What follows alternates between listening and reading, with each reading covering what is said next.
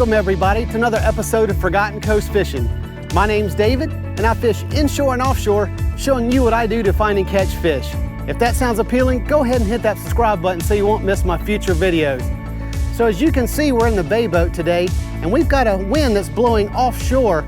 So it's a little bit breezy, but I'm hoping if we stay close to the shore, we can stay out of that wind.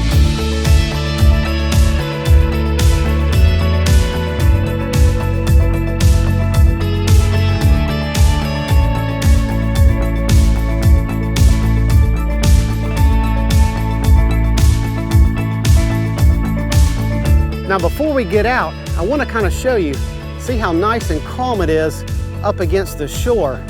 Now if we pan around and look at the horizon, you can see that kind of sawtooth pattern there on the horizon. That's the waves kind of building out there because it's a lot further away from the shore. So we've just got all this buildings and houses and just the land itself protecting us from the wind. So we're going to get out here and see what we can pull up.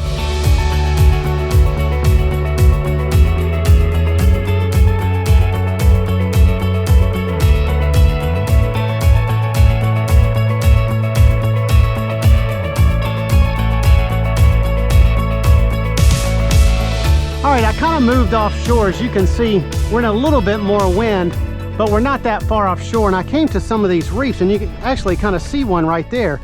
So I've got this little curly oh man. Oh, I've already got one. Check him out. Look at this, a black sea bass. I had just thrown my lure out at this reef kind of on the other side and was kind of giving you a lowdown. I get this little black bass. So he's got to be 10 inches to keep. And he is, oh man, he's just under. Yeah, pinch that tail, get his mouth to the zero, obviously. He's just a touch short. So they get a bit bigger. So this is a nice little black sea bass. But let's get him back down. There you go, buddy. And as you can see, I don't know if it's visible on the GoPro, but see, there's one of the reefs right here. There's several of them out here. All right, so let's get this back out here. What I used to get that guy, this is just really just an inshore setup. This is a 1/4 ounce jig head, and this is a Z-Man curly tail. And I was just kind of casting it out here. I don't know if there's more reefs that way or there's some more this way. I'm not really sure. I know there's one right there. But I kind of wanted to cast it out and kind of retrieve it like I am inshore. I don't want to drop it straight down and just kind of work it like a vertical jig. I still want to kind of work it towards me kind of thing, and just kind of bounce it along the bottom the same sort of way. All right, we're so close to these reefs. I'm gonna get us kind of right on top of it and throw the GoPro down and see if we can kind of really see what's down there. See if it's kind of worth continuing to fish.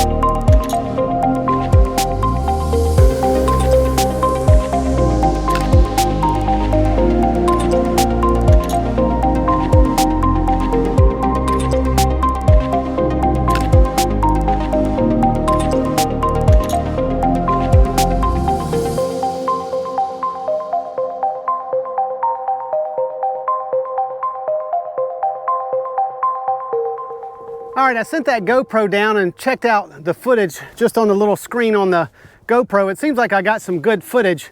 As you can see, our waves have kind of slackened down a little bit. So I think I'm gonna head off just a little bit deeper and see if we can grab something for the box. All right, man, we got something here. All right, all right. I've done a lot of things, different things today, and I did those reefs and tried some things on the bottom, tried some jigs, but really just no luck today. Fortunately, the seas have calmed down, so I was just gonna make one last attempt at trolling just to see if we can grab something. And we've got something here. Let's see what we've got. Is this a Spanish by chance? All right, everybody, we got us a Spanish mackerel.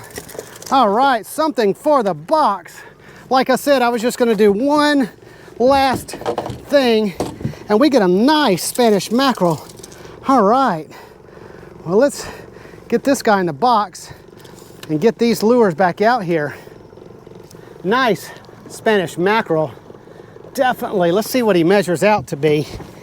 He is almost 20 to the fork, about 19 and a half to the fork.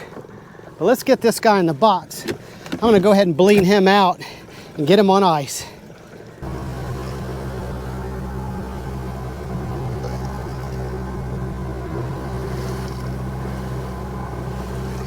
We're seeing a lot of bait. I don't know if you just saw that. That was a school of flying fish taking off.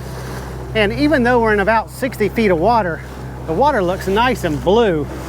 So that's kind of why I wanted to try trolling. Just things were kind of looking right for that.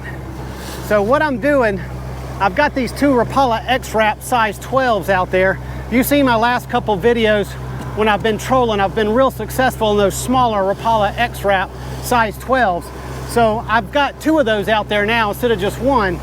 And I'm just in this reef area and I'm just kind of watching my GPS and just kind of trolling in and around and on top of these reefs.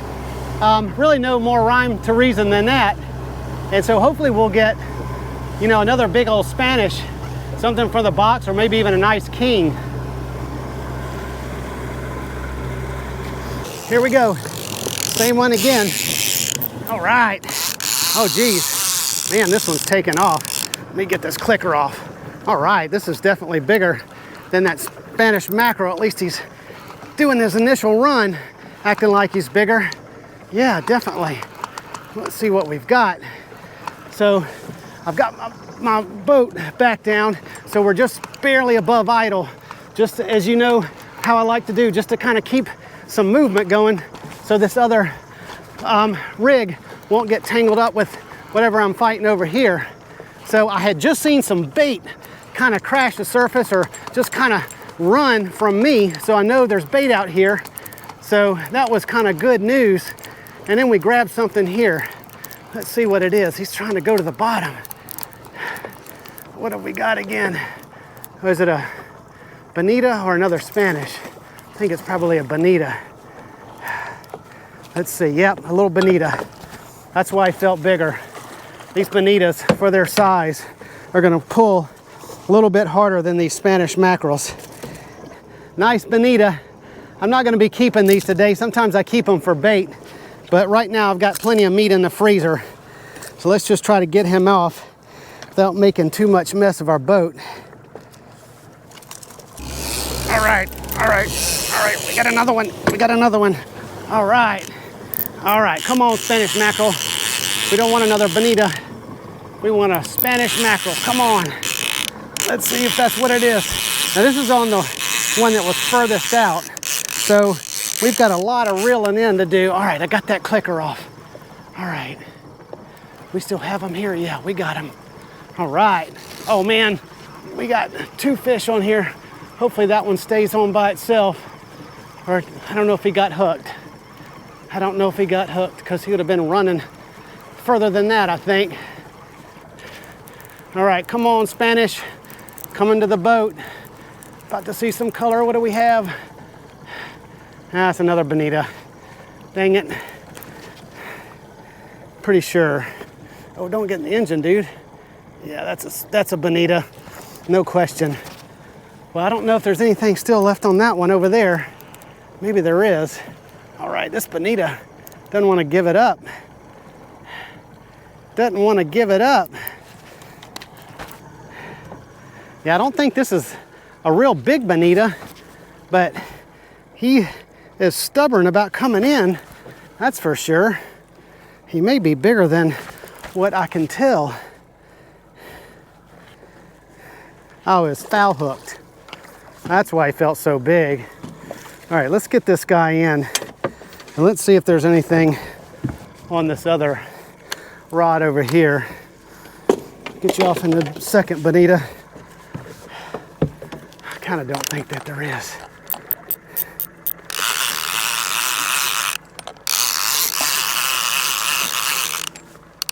Nah, nothing there. All right, bonita, I'm back.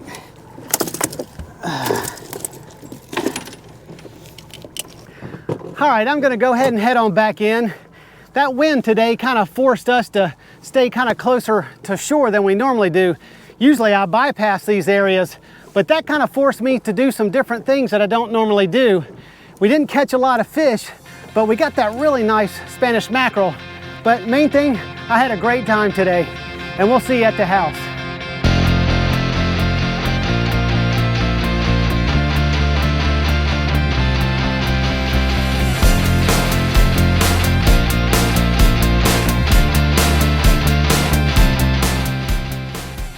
All right, we made it back from that wonderful day out on the Gulf. So glad you could join me. But before I close out this video, I've had quite a few of you guys ask me about the safety equipment that you see me wearing and using. So I thought I'd take a moment just to kind of show you those things. So the first one is this life jacket. Now, this is just sort of the standard inflatable type of life jacket. But the thing I like about this one also, it's an automatic one. So if I should fall into the water and hit my head or something like that, it's going to inflate for me. The other thing is this personal beacon. Now, I always keep this in my pocket. Now, this is made by ACR and it's called Rescue Link. Now, the idea is if I should fall out in the water, I can unclip this antenna right here. That's going to pop open. And then raise this antenna and hold this button down for a couple seconds. And that's all I got to do. And it's going to send my GPS coordinates out to the appropriate search and rescue agencies so they can come and get me. And then once they're out there looking for me, this beacon is going to emit kind of a homing beacon so they can really dial me in and come and grab me. All right, and stepping aboard, I want to show you a couple things. First is this kill switch lanyard right here. Now in my state of Florida, you're actually supposed to be wearing this whenever you're moving. And it's got this little clip on the end of it, and I attach it to my life jacket. So the idea is if I should fall down or God forbid fall out of the boat, it's going to pull loose like that, and that's going to kill the engine, stopping the boat from moving. And lastly are those things that you're required to have on board, such as a fire extinguisher, whistle, flares, and a throwable device. So I hope you take a moment to consider some of these things for yourself. A lot of them are easy to do, but they're also easy not to do. So it's kind of good to get into a habit of doing them, because some of these simple steps could really save your life. But if you enjoyed this video, give me a thumbs up and consider subscribing so you won't miss my future videos. So until next time, hope to see you on another episode of Forgotten Coast Fishing.